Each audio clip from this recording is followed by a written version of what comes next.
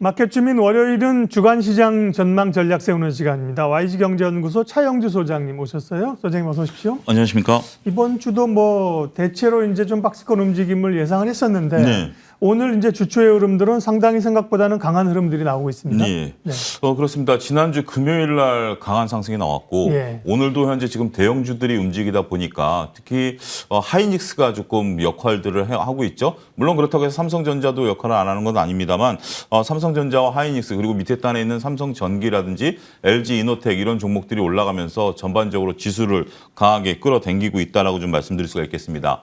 문제는 이제 이러한 추세가 과연 이어질 수 있느냐라는 것들에 대한 전망을 우리가 좀 해봐야 되겠는데요. 아직까지는 좀 조심스럽다라고 말씀드릴 수가 있겠습니다.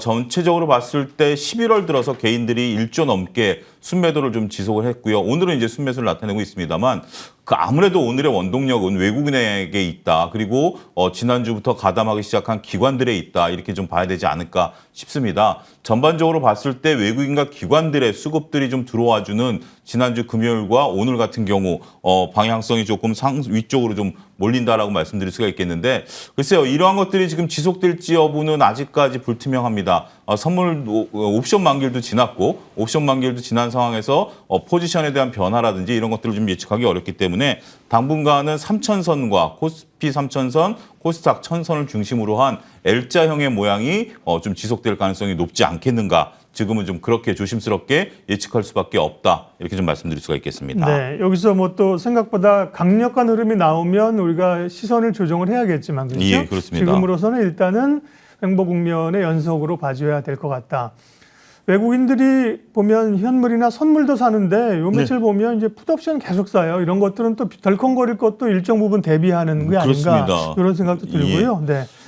자, 시장의 주도주가 누가 이제 새로 나올 것인가가 관심사인데 IT 반도체가 가능성이 있습니다. 삼성전자도 말씀해 주셨고요. 1.7% 오랜만에 7만 원 위에서 좀 올라가고 하이닉스가 또 4% 강세입니다. 반도체주 얘기해 주세요. 예, 그렇습니다. 필라델피아 반도체 지수가 현재 지금 계속해서 상승 흐름들을 네. 나타내고 있기 때문에 글쎄요, 반도체 지난번에도 말씀드렸다시피 솔직히 가늠하기가 쉽지가 않습니다. 이게 애널리스트 분들도 자꾸 시장에 대한 뷰가 좀 바뀌고 있기 때문에 그들이 시장을 못 본다라기보다는 워낙 지금 시황이 빠르게 변화하다 보니까 그분들조차도 현재 지금 설왕설래하고 있다라고 말씀드릴 수가 있겠죠. 오늘 기대했던 것은 오히려 하이닉스보다는 삼성전자였습니다. 이재용 부회장이 지금 목요일마다 재판이 열린다고 하네요. 근데 네. 이번 주 목요일 날은 수능일이기 때문에 재판이 없습니다. 그러다 보니까 이재용 부회장이 이 기회를 이용해서 미국을 방문하겠다. 현재 지금 그렇게 얘기를 하고 있죠. 그렇기 때문에 조금 뭔가 이번에 미국 방문을 통해서 그동안에 미뤄져 있던 투자라든지 M&A라든지 이런 것들이 좀 이루어질 가능성에 대해서 많은 언론에서 보도를 하고 있는 그러한 상황이다라고 좀 말씀을 좀 드릴 수가 있겠죠. 근데 지금 현재 SK하이닉스가 안 올랐다라면 오히려 삼성전자가 이 뉴스에 반응을 했다 이렇게 말씀을 드릴 수가 있겠는데 SK하이닉스가 오히려 더 올랐다라는 점이죠. 이러한 점들을 보면 삼성전자가 이재용 부회장의 방미를 통해서 얻는 좀 기대감은 좀 적다 이렇게 좀 말씀드릴 수가 있겠죠. 따라서 삼성전자가 당분간 새로운 모멘텀을 잡기는 쉽지 않을 것으로 보여집니다. 물론 이재용 부회장 같은 경우는 뭔가 퍼포먼스를 대국민들에게 보여줘야 되는 그런 부분들이 일정 부분이 있기 때문에 이번에 방미를 통해서 뭔가 새로운 것들이 깜짝하게 나타나지 않는 한은 좀 조심스럽다라고 말씀드릴 수가 있겠죠. 근데 SK하이닉스가 왜 더 오를까요? 이거에 대해서 의문을 나타내시는 분들도 있는데 제가 지난주 금요일 날에서 말씀드렸던 걸 다시 반복을 하면 SK하이닉스가 현재 지금 SK텔레콤이 인적 분할한 이후에 손자 회사에서 SK 자회사로 올라오게 되면 오히려 M&A는 삼성전자보다 SK하이닉스가 자유로울 수 있습니다. 못했었던 것들을 한다라는 거죠. 삼성전자는 할 수 있었음에도 불구하고 안 했던 것이고요. SK하이닉스는 하지 못했던 것을 할 수 있다라고 보면 오히려 모멘텀은 SK하이닉스 쪽에 있다라고 말씀드릴 수가 있겠습니다. 여하튼 삼성전자나 SK하이닉스 개인의 힘만 갖고는 올리기는 좀 부족한 주식이죠. 결국 외국인들과 기관들이 지난주 금요일과 오늘처럼 좀 수급이 좀 들어와 줄 경우에만 올라갈 수 있다라는 한계를 좀 갖고 있다라는 점에 있어서는 아직까지는 이 두 종목이 지수를 계속해서 끌어준다라고 확언하기에는 다소 조심스럽다 말씀드릴 수가 있겠습니다. NFT 얘기하겠습니다. NFT 가상 디지털 자산 지난주까지만 하더라도 네. NFT 안 하는 회사는 표현이 좀 거칠어져서 회사도 아닌 것처럼 맞습니다. 그렇죠? 게임주 같은 거 특별히 예, 엄청나게 강했는데요. 예. 근데 이제 조금 쉽니다. 지금 게임즈가 오늘 쉬고 있는데 이번 주에 이제 게임쇼 지스타가 또 개막을 예. 합니다. 게임즈 어떻게 봐야 될까요?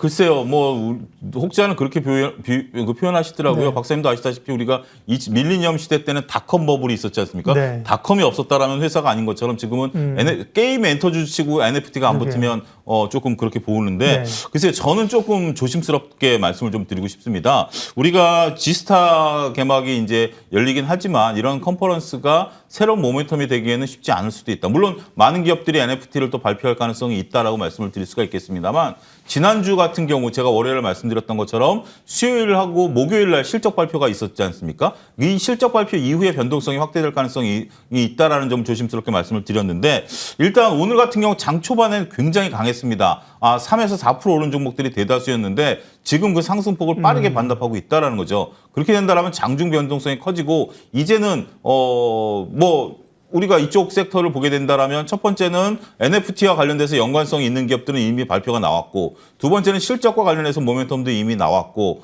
그리고 주가는 많이 올라와 있고, 그렇게 된다라면 다음엔 무엇이냐라고 볼 때는 지금은 조심스럽다라고 말씀드릴 수가 있겠죠. 일단은 이번 주는 쉬어가는 구간이 될 것 같습니다. 일단 쉬어줘야 다음 향방이 위로 뻗을지 아래로 뻗을지 알 수 있기 때문에 이번 주는 조금 일단 한번 차익을 저는 개인적으로 볼 때는 실현하시고 다시 밑에서 잡는 것도 하나의 전략이 되지 않을까 말씀드릴 수가 있겠습니다. 예. 위드 코로나는 지난 금요일에 이제 대한항공이 장 끝나고 좋은 실적 발표했었는데요. 뭐 그렇게 탄력적이진 않고요. 위드 코로나 가운데는 이제 의류 관련주 계속해서 주목하시는군요. 예, 그렇습니다. 의류 관련주들이 현재 지금 가장 큰 수혜를 볼 수 있다라고 말씀드릴 수가 네. 있겠습니다. 위드 코로나 관련해서 지금 현재 다양한 섹터들이 있습니다만, 실질적으로 지금 보면 주말에 많은 분들이 이제 좀 이동들을 하시죠. 여행이라든지 이런 것들을 보면 네. 옷에 대한 수요가 특히 이제 겨울 성수기로 의류 업체들은 이제 진입을 하게 되죠. 이런 부분들을 보면 우리가 작년에는 쇼핑을 거의 못했었던 상황에서 올해는 좀 쇼핑을 하시는 분들이 좀 많이 늘어나고 있어요. 이런 분들을 보게 된다라면 전반적으로 의류주들에 대한 소비는 늘어날 가능성이 있다라는 거죠. 2년치 소비가 한꺼번에 늘어날 것으로 보여집니다. 여기에 지금 정부 여당이 내년도 1월 달에 또 재난지원금에 대한 어떤 또 언급들도 있죠. 이렇게 된다라면 의류 소비는 더욱더 늘어날 가능성도 배제할 수 없다. 이렇게 좀 말씀드릴 수가 있겠습니다. 탑픽으로 본다라면 FNF를 좀 보고 있는데요. 현재 MSCI 지수로 편입이 됐고요. 이런 것들에 대한 어떤 그 의류주 대장주로서의 역할도 충분히 가능하다라고 보는 거죠. 물론 이제 패시브 자금이 꾸준히 들어오는 것은 아니긴 합니다만, 다른 여타 관련주들에 비해서는 FNF가 대장주로서의 역할을 충분히 할 가능성은 현재로서는 있다. 이렇게 좀 말씀드리고 싶습니다. 네. 지난주에 오셔서 이제 소장님도 옷 사셨다고 본인이 예, 그렇습니다. 그만큼 이제 예. 수요들이 있다고 말씀하셨고요. 네. 자, 이번 주 어쨌든 우리 기대와 달리 좀 뻗어갔으면 하는 바람은 있는데 예. 아직까지는 이제 기존의 뷰를 유지하는데 일정하고요. 전략 마무리해 주세요. 예, 그렇습니다. 이번 주 같은 경우 가장 중요한 게 오늘 일단은 두 가지 이슈가 있습니다. 하나는 실적이 오늘 끝나기 때문에 실적 발표가 끝납니다. 그래서 네. 오늘 장 끝나고 혹시 실적이 나오는 악화된 기업들에 대해서 조심하십다라는 거고, 긍정적인 것은 오늘 미중 화상 정상회담이 있습니다. 글쎄요, 이제 시진핑 주석이 3연임을 확정한 이후에 열리는 회담이라 시진핑 주석이 얼마만큼 강경 발언을 할지, 여기에 미국이 어떻게 대응을 할지, 화해 무드로 갈지, 이런 것들이 글로벌 증시에 있어서의 어떤 경랑을 예고한다라든지 아니면 파장을 축소시킬 것인지 규칙가 주목된다라고 말씀드릴 수가 있겠습니다.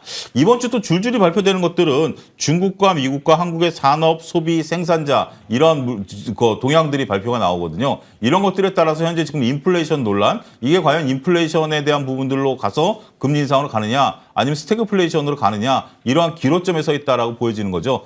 따라서 이런 부분들을 잘 살펴야 되고요. 또 이번 주 우리가 좀 살펴봐야 될 것은 이프 카카오, 그러니까 카카오 개발자들의 컨퍼런스라든지 그다음에 LA 오토쇼라든지 이번에 아이오닉 7이 발표가 나오죠. 이런 것들에 대한 것들, 그 개별 종목들에 대한 변동성, 이런 것들이 나타날 가능성이 높기 때문에 이번 주 같은 경우는 특히 재료가 부진한 상황에서 이런 작은 재료들, 평상시 같으면 별로 그렇게 중요시되지 않았었던 재료들일 수 있습니다만, 이번 주 같은 경우는 L자형 모양에서 작은 변동성에 따른 작은 어떤 그런 재료에 따른 변동성들이 개별 종목단에 있을 가능성이 높지 않겠는가 말씀드릴 수가 있겠습니다. 네, 마켓 주민 주간 전망 및 전략 세웠습니다. YG경제연구소 차영주 소장님 함께 해주셨습니다. 고맙습니다. 감사합니다.